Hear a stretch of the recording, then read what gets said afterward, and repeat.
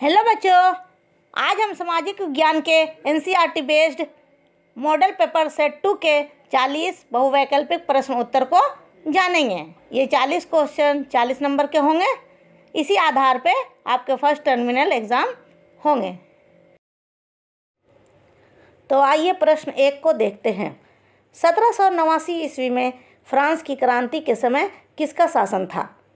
विकल्प है Louis 14वां, Louis 15वां, Louis 16वां, Louis 17वां। इस प्रश्न का उत्तर आप कमेंट में दे सकते हैं। राष्ट्रवाद की पहली स्पष्ट प्रदर्शन 1789 में फ्रांसीसी क्रांति के साथ हुई। उस समय फ्रांस के संपूर्ण भूभाग पर एक निरंकुश राजा का शासन था जिसका नाम लुई 16वां था। इसलिए इस प्रश्न का सही उत्तर लुई 16वां होगा।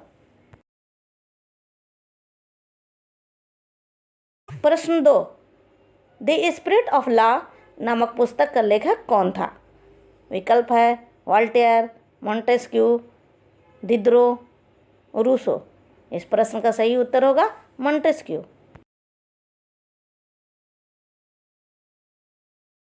प्रश्न 3, चौरी चौरा में हिंसात्मक घटना कब हुई? 5 फरवरी 1922, 8 नवंबर 1924, 10 फरवरी 1927, 9 अप्रैल 1930। यह घटना गोरखपुर के चौरी चौरा स्थान पर 5 फरवरी 1922 ईस्वी को हुई थी, जब असहयोग आंदोलन में हिस्सा लेने वाले प्रदर्शनकारियों का एक बड़ा समूह पुलिस के साथ भिड़ गया था। जवाबी कार्रवाई में प्रदर्शनकारियों ने हमला किया और एक पुलिस स्टेशन को आग लगा दिया था। इसी को चौरा चौरी घटना कहा जाता है। इसलिए इस प्रश्न का सही उत्तर होगा 5 फरवरी 1922। प्रश्न 4, गांधी जी दक्षिणी अफ्रीका कब गए? विकल्प है 1870 ईस्वी में, 1875 ईस्वी में, 1880 ईस्वी में, 1893 ईस्वी में। इस प्रश्न का सही उत्तर है 1893 ईस्वी में। प्रश्न 5, फ्रेडरिक सारियो कौन था? विकल्प है फ्रांसीसी चित्रकार, जर्मन दार्शनिक, ऑस्ट्रेलिया का इतिहासकार, ब्रिटेन का प्रधानमंत्री। फ्रेडरिक सारियो एक चित्रकार थे। इनके बनाए हुए चित्र फ्रेंच राष्ट्रवाद में बहुत प्रसिद्ध हुए थे। इसलिए इस प्रश्न का सही उत्तर होगा फ्रांसीसी चित्रकार।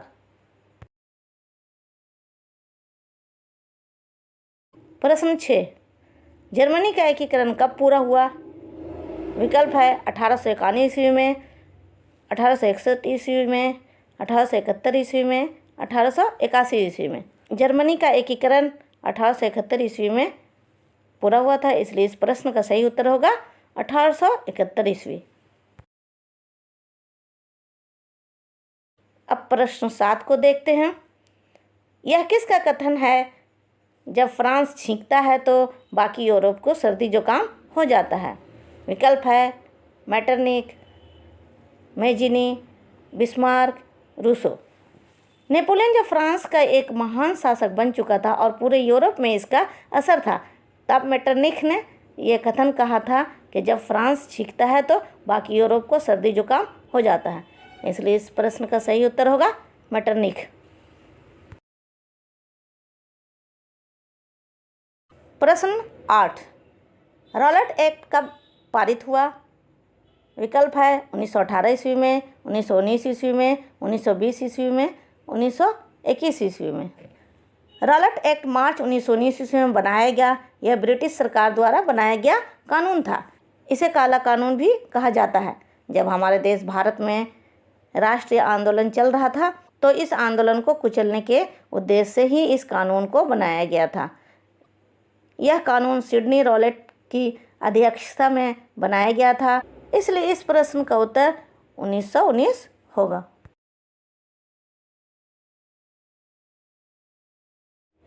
प्रश्न 9, वंदे मातरम गीत किस पुस्तक से लिया गया है? विकल्प है आनंद मठ, गीतांजलि, गीता रहस्य, हिंद स्वराज। इस प्रश्न का सही उत्तर है आनंद मठ।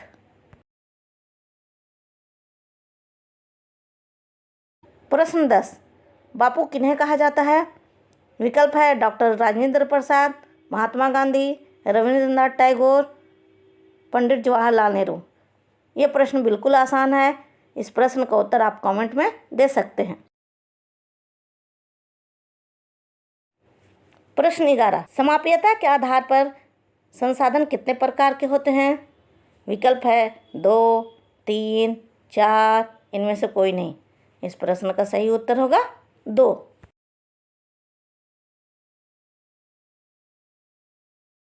अब प्रश्न 12 को देखते हैं। निम्नलिखित में से किस राज्य में सीढ़ीदार खेती की जाती है? विकल्प है पंजाब, उत्तर प्रदेश का मैदान, हरियाणा, उत्तराखंड। हम सभी जानते हैं कि सीढ़ीदार खेती अधिकतर पर्वतीय क्षेत्रों में की जाती है, इसलिए इस प्रश्न का सही उत्तर होगा उत्तराखंड।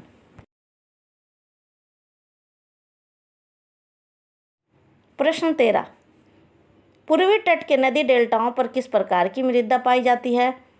विकल्प है लाल और पीली, काली, जलोढ़, ज्वारीय। इस प्रश्न का सही उत्तर होगा जलोढ़, क्योंकि पूर्वी तट के जितने भी नदी डेल्टाओं पर पाए जाने वाले क्षेत्र हैं वहाँ पर जलोढ़ मृदा पाई जाती है। प्रश्न 14, किस मृदा को रेगर या स्वतः जोताई वाली मृदा भी कहते हैं? विकल्प है काली, जलोढ़, लाल, लेटराइट। काली मृदा को रेगर मिट्टी भी कहा जाता है। इस मिट्टी की विशेषता यह है कि शुष्क मौसम में इस मिट्टी में दरारें पड़ जाती हैं और जब बरसात का मौसम आता है तो यह चिपचिपा बन जाती हैं, इसलिए इसे स्वतः जोताई वाली मिट्टी भी कहा जाता है। इसलिए इस प्रश्न का सही उत्तर होगा काली। प्रश्न 15, इनमें से कौन सा संरक्षण तरीका समुदायों की सीधी भागीदारी नहीं करता है? विकल्प है संयुक्त वन प्रबंधन, चिपको आंदोलन, बीज बचाओ आंदोलन, वन्य जीव पशु का परिसीमन।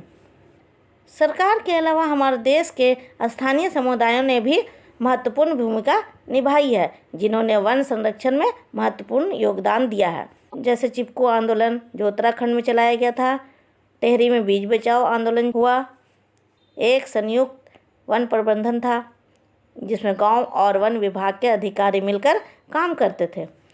इस तरह ये तीनों समुदाय की सीधी भागीदारी को दर्शाता है। इसलिए इस प्रश्न का सही उत्तर होगा वन्य जीव पशु विहार का परिसीमन। प्रश्न 16, भारत जैव विविधता में समृद्ध देश है। इसकी कितनी प्रतिशत जैव उपजातियां भारत में पाई जाती हैं? विकल्प है 8%, 16%, 32%, 1%। इस प्रश्न का उत्तर आप कमेंट में दे सकते हैं। इस प्रश्न का सही उत्तर है 8%।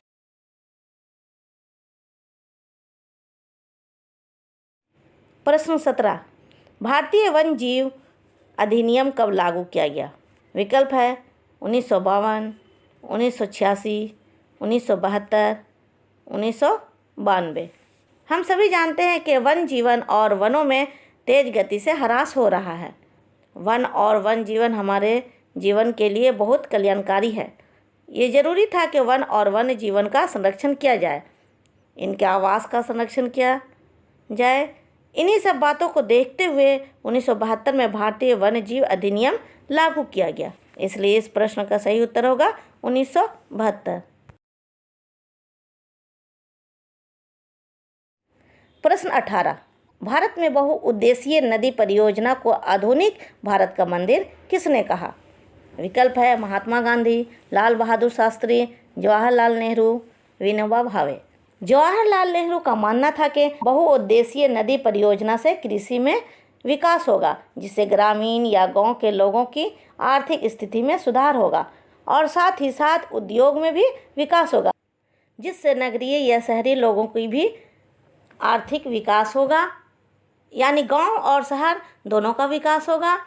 यही कारण है कि जवाहरलाल नेहरू भारत में बहुउद्देशीय नदी परियोजना को आधुनिक भारत का मंदिर कहा करते थे। इसलिए इस प्रश्न का सही उत्तर होगा जवाहरलाल नेहरू।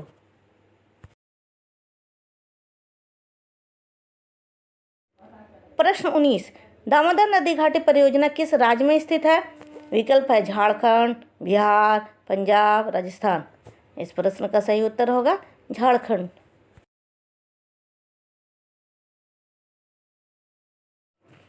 प्रश्न 20, सरदार सरोवर बांध से कौन सा राज्य प्रभावित होता है? विकल्प है महाराष्ट्र, गुजरात, मध्य प्रदेश, इनमें से सभी। सरदार सरोवर बांध नर्मदा नदी पर बना है। इस परियोजना का लाभ गुजरात, मध्य प्रदेश, महाराष्ट्र और राजस्थान के लोगों को होता है। इसलिए इस प्रश्न का सही उत्तर होगा इनमें से सभी, यानी इनमें से सभी राज्यों को इसका लाभ मिलता है। यानी सरदार सरोवर बांध से ये तीनों सभी राज्य प्रभावित होते हैं। प्रश्न 21, औसत आय की गणना किस प्रकार की जाती है? विकल्प है देश की कुल आय भाग देश की कुल जनसंख्या, देश की कुल आय गुना देश की कुल जनसंख्या, देश की कुल आय जोड़ देश की कुल जनसंख्या, देश की कुल आय घटाओ देश की कुल जनसंख्या। अगर हम देश की कुल आय को देश की कुल जनसंख्या से भाग कर देंगे तो औसत आय यानी प्रति व्यक्ति आय की गणना हो जाती है। इसलिए इस प्रश्न का सही उत्तर होगा देश की कुल आय बटा देश की कुल जनसंख्या। प्रश्न 22, विभिन्न देशों के वर्गीकरण करने के लिए विश्व बैंक किस मापदंड का प्रयोग करता है? विकल्प है प्रति व्यक्ति आय, मानव विकास सूचांक, सकल घरेलू उत्पाद, जनसंख्या। विश्व बैंक विभिन्न देशों के वर्गीकरण करने के लिए उस देश की आय को प्रमुख मापदंड मानती है। जिन देशों की आय अधिक है उन्हें अधिक विकसित देश समझा जाता है और कम आय वाले देशों को कम विकसित देश माना जाता है। इसलिए इस प्रश्न का सही उत्तर होगा प्रति व्यक्ति आय। प्रश्न 23, नवीकरणीय साधन का उदाहरण डैश है? विकल्प है कोयला, पेट्रोल, भूमिगत जल, उपरोक्त सभी। अगर हम कोयला को जलाते हैं तो वह राख बन जाता है और इसका प्रयोग हम दोबारा नहीं कर सकते हैं। इसी तरह पेट्रोल को अगर हम इस्तेमाल करते हैं यानी गाड़ी, कार वगैरह में चलाते हैं तो वह ख़त्म हो जाता है और हम इसका दोबारा यूज नहीं कर सकते हैं। इसलिए इस प्रश्न का सही उत्तर होगा भूमिगत जल यानी ज़मीन के अंदर का पानी। प्रश्न 24, लोगों के विकास का लक्ष्य डैश होते हैं? विकल्प है समान, भिन्न या परस्पर विरोधी, अपरिवर्तित, इनमें से कोई नहीं। लोगों का जो विकास का लक्ष्य होता है वो समान नहीं होता है और न ही अपरिवर्तित यानी सदा एक तरह का नहीं होता है। लोगों का जो विकास का लक्ष्य होता है वो विभिन्न प्रकार का होता है। इसलिए इस प्रश्न का सही उत्तर होगा भिन्न या परस्पर विरोधी।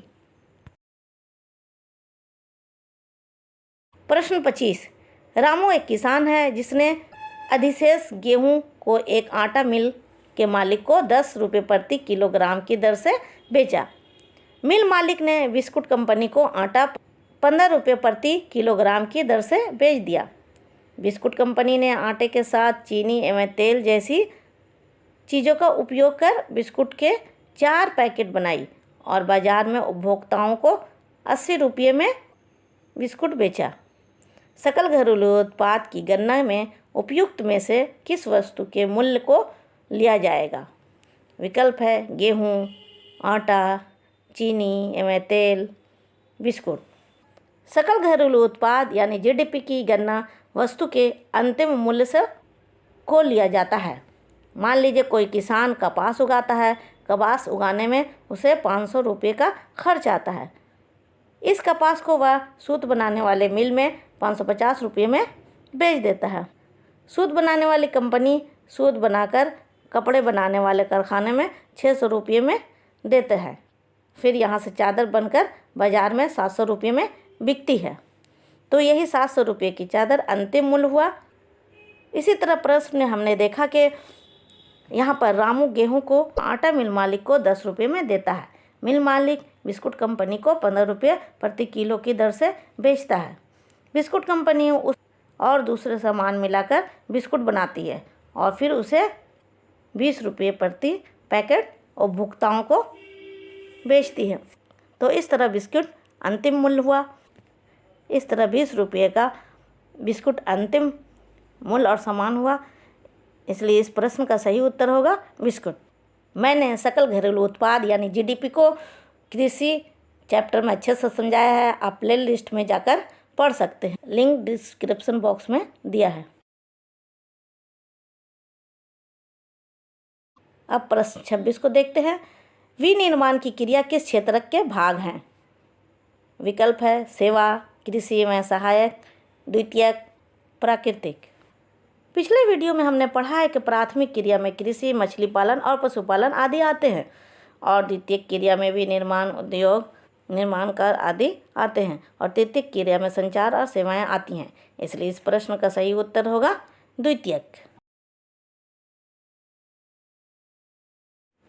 प्रश्न 27।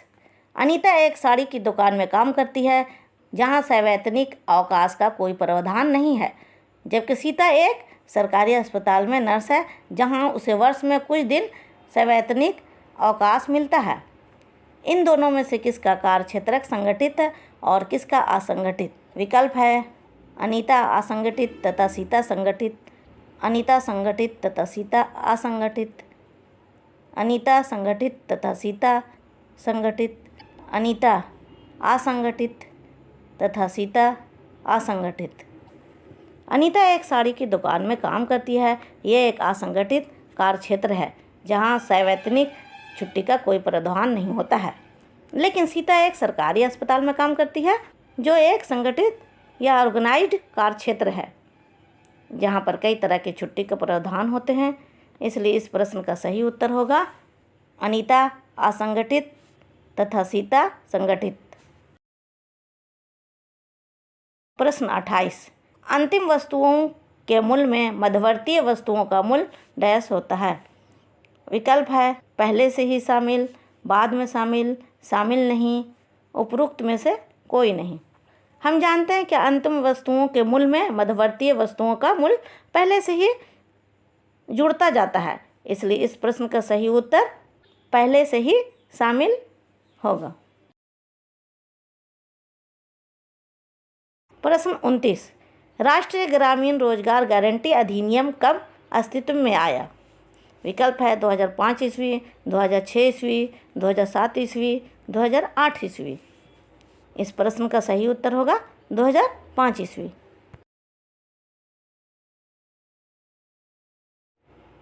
प्रश्न 30। भंडारण को किस क्षेत्रक में शामिल किया जाता है? विकल्प है प्राथमिक, द्वितीयक, तृतीयक, चतुर्थ। जब हम अनाजों और सामानों को बड़ी मात्रा में जमा करते हैं, उन वस्तुओं का रख रखाव सही तरीके से करते हैं, तो इस क्रिया को भंडारण कहा जाता है। भंडारण भी एक तरह का सेवा है। इसलिए इस प्रश्न का सही उत्तर होगा तृतीयक। प्रश्न 31। संघीय शासन व्यवस्था के संबंध में निम्न में से कौन असत्य है? विकल्प है देश की एकता की सुरक्षा करना और उसे बढ़ावा देना, क्षेत्रीय विविधताओं का सम्मान करना, विभिन्न स्तर की सरकारों के बीच सत्ता का बंटवारा, अदालतों को संविधान और विभिन्न स्तर की सरकारों के अधिकारों की व्याख्या का अधिकार न होना। संघीय शासन व्यवस्था देश की एकता की सुरक्षा भी करती है और उसे बढ़ाती भी है, क्षेत्रीय विविधताओं का भी सम्मान करती है और विभिन्न स्तरों के सरकारों के बीच सत्ता का बंटवारा भी करती है।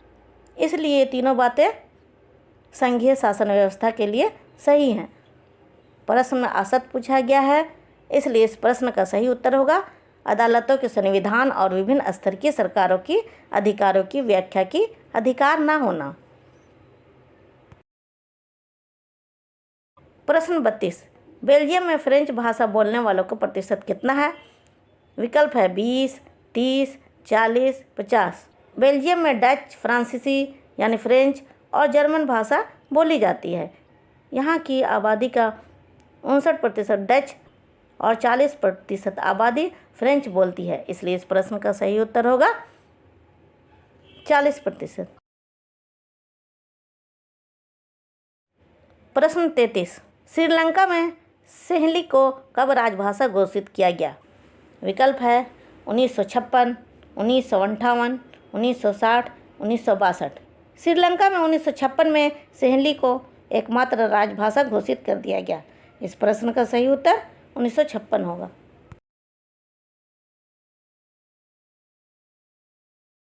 प्रश्न 34, संविधान में कुल कितनी भाषाओं को अनुसूचित भाषाओं का दर्जा दिया गया है?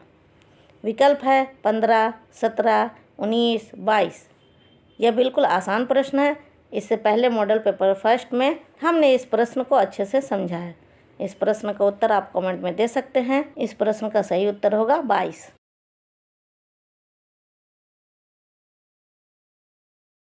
प्रश्न 35, निम्न में कौन सम्मिलित नहीं है?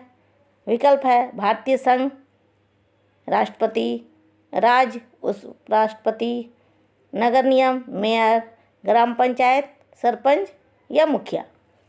भारतीय संघ का हेड राष्ट्रपति होता है, नगर निगम का हेड मेयर और ग्राम पंचायत का सरपंच या मुखिया होता है। इसी तरह राज्य का हेड गवर्नर होता है, लेकिन यहाँ पर राज्य में उपराष्ट्रपति दिया है, इसलिए इस प्रश्न का सही उत्तर राज्य उपराष्ट्रपति होगा। प्रश्न 36, 7 पार्टी अलायंस का गठन किस देश में किया गया था? चीन, नेपाल, बोलिविया, श्रीलंका। नेपाल में निरंकुश शासन को समाप्त करने के लिए 7 नेपाली राजनीतिक दलों का गठबंधन किया गया था। इन्होंने ही मिलकर लोकतंत्र आंदोलन का नेतृत्व किया, इसलिए इस प्रश्न का सही उत्तर होगा नेपाल।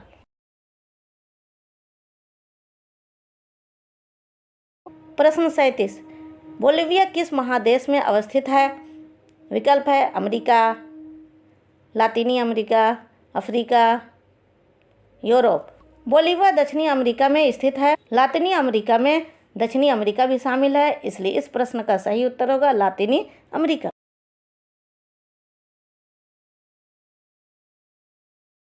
बोलिविया में जल युद्ध नामक आंदोलन का नेतृत्व किसने किया था? विकल्प है फेडकोर, 7 party alliance, BAMCEF, national alliance for pulse movement. इस प्रश्न का सही उत्तर होगा फेडकोर। प्रश्न 39, इनमें से कौन सा कथन असत्य है? विकल्प है राजनीतिक दल राजनीतिक पक्ष लेते हैं, जबकि दबाव समूह राजनीतिक मसलों की चिंता नहीं करते। दबाव समूह कुछ लोगों तक ही सीमित होते हैं, जबकि राजनीतिक दल का दायरा ज़्यादा लोगों तक फैला रहता है। दबाव समूह सत्ता में नहीं आना चाहते हैं, जबकि राजनीतिक दल सत्ता हासिल करना चाहते हैं। दबाव समूह और राजनीतिक दल समान प्रकृति के हैं। दबाव समूह और राजनीतिक दल दोनों भिन्न होते हैं, इसलिए इस प्रश्न का सही उत्तर होगा दबाव समूह और राजनीतिक दल समान प्रकृति के हैं, क्योंकि प्रश्न में असत्य कथन पूछा गया है। प्रश्न 40, नेपाल में SPA यानी 7 पार्टी अलायंस ने किसे अंतरिम सरकार का प्रधानमंत्री चुना था? विकल्प है गिरिजा प्रसाद कोइराला, राजा ज्ञानेंद्र, राजा वीरेंद्र, राजा महेंद्र।